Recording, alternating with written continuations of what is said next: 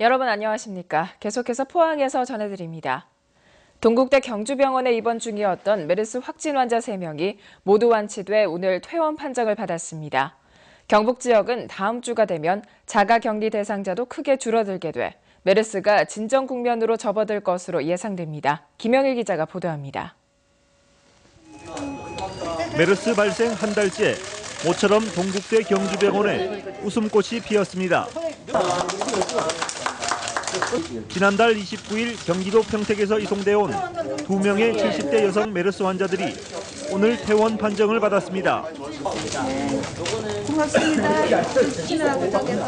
2명 다 고령에다 평소 지병이 있었고 메르스 증상까지 더해졌지만 의료진들의 정성으로 2차례 고비를 넘기고 완치됐습니다.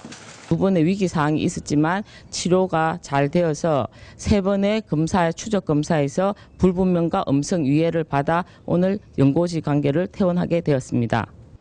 경북 지역의 첫 메르스 환자인 50대 교사도 오늘 완치 판정을 받았고 주말 사이 경과를 조금 더 지켜본 뒤 월요일 퇴원할 예정입니다.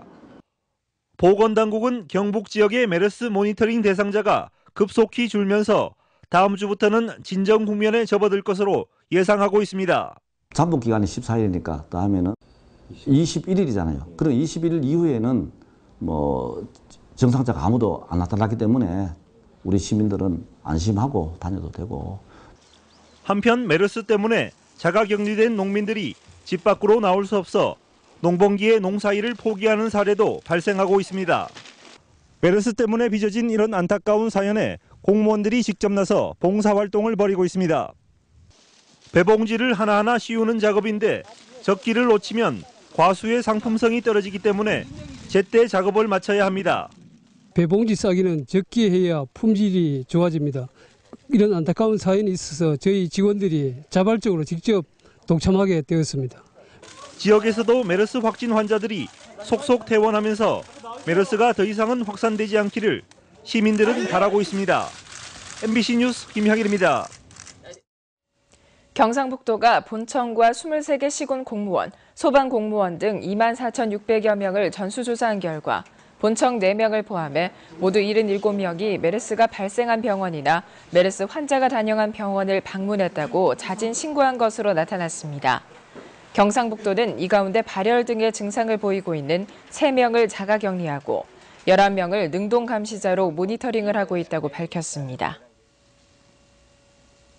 메르스 때문에 장사하시는 분들 여간 힘든 게 아니실 텐데요. 제조업도 비상입니다. 섬유업계는 수출에 차질이 생겨 공장 가동을 멈추는 등 경영난에 허덕이고 있습니다. 윤태호 기자가 취재했습니다. 대구 성서공단에 있는 한 섬유업체입니다. 원단을 짜는 직기 46대가 통째로 멈춰섰습니다. 지난해 세월호 참사로 큰 타격을 받았는데 올해 예기치 않게 메르스까지 덮쳤기 때문입니다. 아무리 어렵다 해도 이처럼 직기 가동을 멈춘 것은 상당히 이례적이라고 섬유업계는 말하고 있습니다. 대형 악재가 잇따라 겹치면서 주문이 급격히 줄었기 때문입니다. 메르스 여파로 해외 바이어들이 줄줄이 방문을 취소하면서 직기 가동을 중단하는 업체가 속출하고 있습니다. 2, 3일 앞두고 다 캔슬하고 바이어가 들어오는 걸 미루고 계약이 안 되니까 기계 돌릴 게 없죠. 농공 공장에도 지금 현재 절반을 세웠더라고요. 세월호 참사 여파보다 더 힘들다며 한숨을 내쉬고 있는데 이대로 가다가는 섬유업계의 기반조차 흔들릴 수 있다며 걱정하고 있습니다. 경기가 나빴잖아요. 세계적으로 경쟁력도 좀 많이 떨어지고 그래서 불어날지 불어나고 진짜 살아남은 집이 지금 마지막 집들인데 이 집조차들도 지금 헤매더라고요. 다른 제조업도 기업 활동에 적지 않은 영향을 받고 있습니다. 이 업체는 출입자 모두에게 발열 체크와 손소독, 마스크 착용을 의무화하고 있고 직원들의 국내외 출장까지 자제하면서 화상회의로 대체하고 있습니다. 해외 고객이나 바이어 방문도 차질을 빚고 있는 상황이어서 메르스 사태 장기화에 우려를 나타내고 있습니다. 출입 이런 부분들이 규제되고 있기 때문에 메르스 이 사태가 장기화되면은 기업체 정상 활동을 하는데 상당히 지장이 있을 거로 생각이 듭니다. 메르스가 소상공인들뿐만 아니라 지역 경제를 지탱하고 있는 제조업에도 먹구름을 들이우고 있습니다. MBC 뉴스 윤태호입니다.